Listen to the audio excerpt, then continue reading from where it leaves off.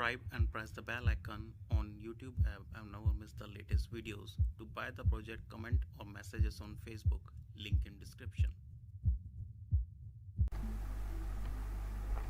This is an exposed model with all the parts and the circuit clearly visible.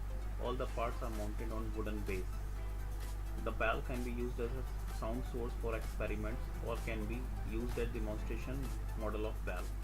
An electric bell is a mechanical bell that functions by means of electromagnet. The working of electromagnet we have already explained in the previous video. Link, press the I icon. When the electric current is applied, it produces repetitive buzzing or changing sound. When electric current flows through the coil, the rod becomes magnetic and attracts the piece of iron attached to the clapper. The clapper hits the bell and makes it ring. To check its working, we need one battery eliminator